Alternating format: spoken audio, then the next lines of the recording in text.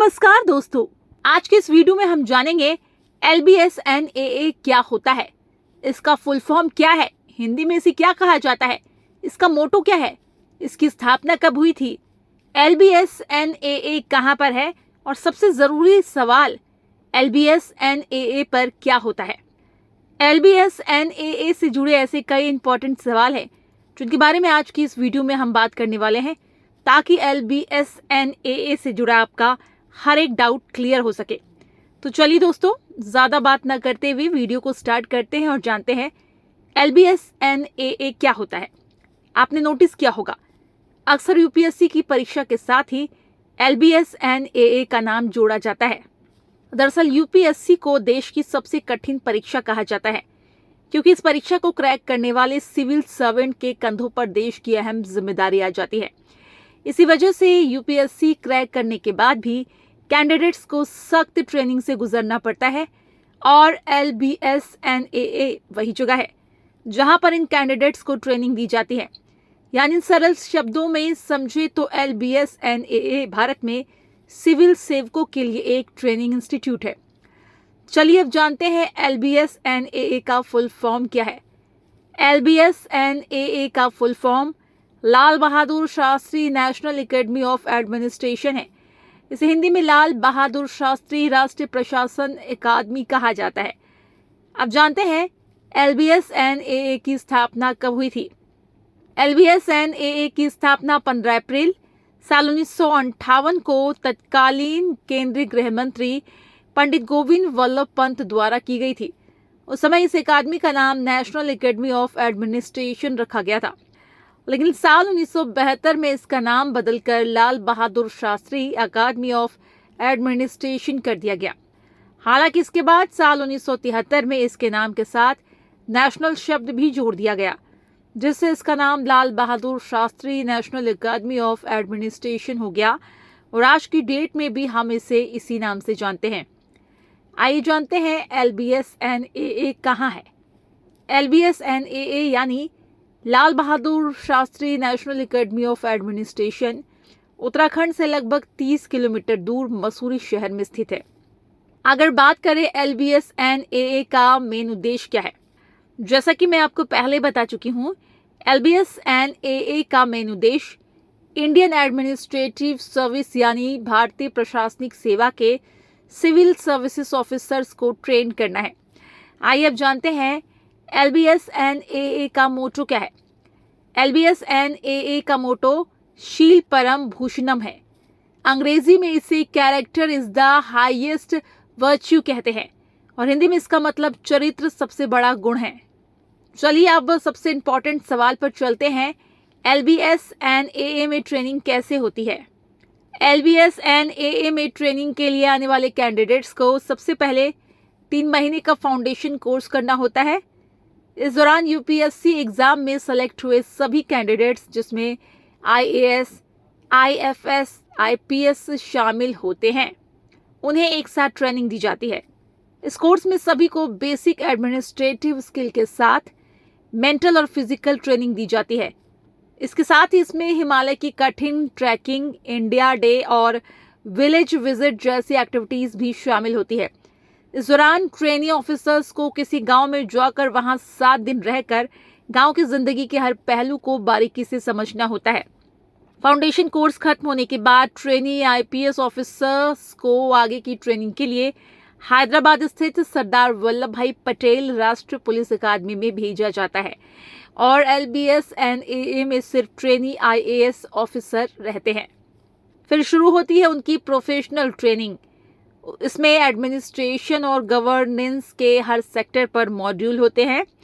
इस दौरान इन्हें agriculture, industry, rural development, education, health, energy, Panchayati Raj, महिला एवं बाल विकास जैसे सभी सेक्टर्स पर देश के जाने माने एक्सपर्ट और सीनियर ब्यूरोक्रेट जानकारी देते हैं।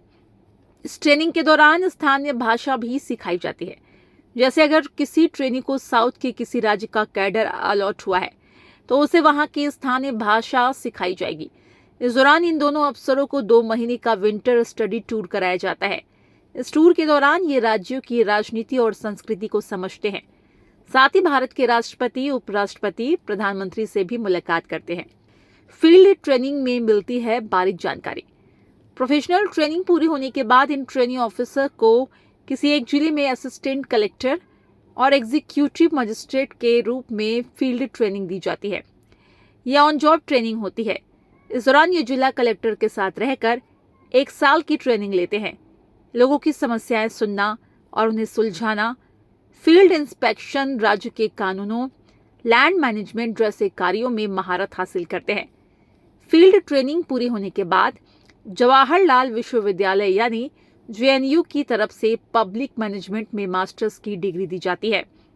एक बार फिर से आपको क्लियरली बता दूं, ये डिग्री सिर्फ LBS and AA में अपनी ट्रेनिंग कंप्लीट करने वाले IAS ऑफिसर्स को ही मिलती है। चलिए अब जानते हैं LBS and AA में ट्रेनिंग के दौरान कैंडिडेट्स का ड्रेस कोड क्या होता है। ड्रेस कोड के बारे में सुनकर आपको डरने की जरूरत नहीं है।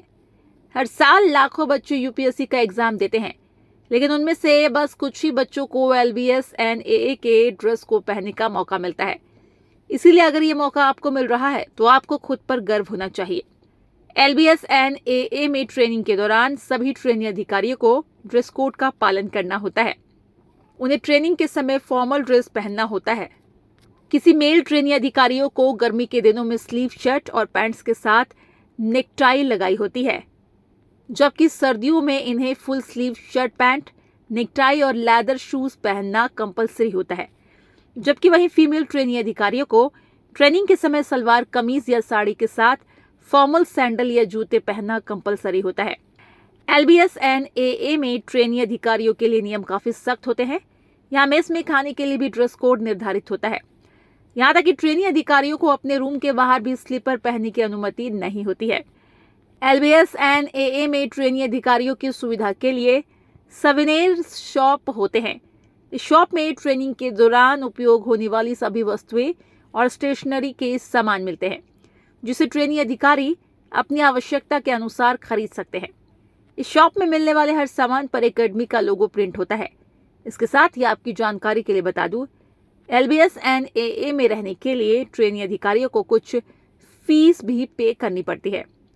LBS and AA की फीस कितनी है, चलिए इसके बारे में जानते हैं। फीस का नाम सुनकर आपको परेशान होने की जरूरत नहीं है। LBS and AA में ट्रेनिंग अधिकारियों को बेहद कम फीस भरनी पड़ती है। एक व्यक्ति को कमरे के लिए 350 रुपये महीने देने होते हैं। इसमें पानी, बिजली शुल्क आदि सारी सुविधाओं का खर्च शामिल होता है। इसके अलावा करीब 10,000 रुपये मेस फीस देनी होती है। वैसे आपको बता दें, LBS and AA में ट्रेनिंग के समय हर महीने करीब 40,000 रुपये सैलरी के तौर पर मिलती है, जिससे आप आराम से बिना किसी टेंशन के LBS and AA की फीस को पे कर पाएंगे। LBS and AA के बारे में इतना सब कुछ जानने के बाद एक सवाल जो शायद यहाँ आप सबके दिमाग में आ रहा होगा, अगर कोई ट्रेनिंग अधिकारी LBS and AA में फेल हो गए हैं तो क्या होगा। आपकी जानकारी के लिए बता दूं, LBS and AA में जाने वाले हर कैंडिडेट दुनिया के सबसे टफेस्ट एग्जाम UPSC को क्लियर करके यहाँ पहुँचे होते हैं। यानी यहाँ जाने वाले हर कैंडिडेट अपने आप में काफ़ी योग्य होते हैं।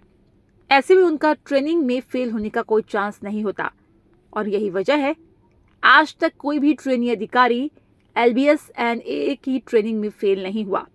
पर अगर आगे कोई फेल होता है तो उसे इंडियन एडमिनिस्ट्रेटिव सर्विस के लिए अयोग्य माना जाएगा। इस वीडियो में फिलहाल इतना ही। उम्मीद है इस वीडियो से आपको काफ़ी कुछ सीखने को मिला होगा। पर अगर अभी भी आपके मन में LBS and AA से रिलेटेड किसी भी प्रकार का कोई भी डाउट है तो आप हमसे कमेंट बॉक्स में पूछ सकते हैं। मैं आपका डाउट क्लियर करने की पूरी कोशिश करूंगी। साथ ही मेरी आपसे एक छोटी सी रिक्वेस्ट है, वीडियो आपके लिए यूजफुल रही हो तो वीडियो को लाइक करें, अपने फ्रेंड्स के साथ शेयर करें। इसी तरह के और भी नॉलेजेबल वीडियोस देखते रहने के लिए चैनल को सब्सक्राइब करना ना भूलिएगा। Thanks for watching.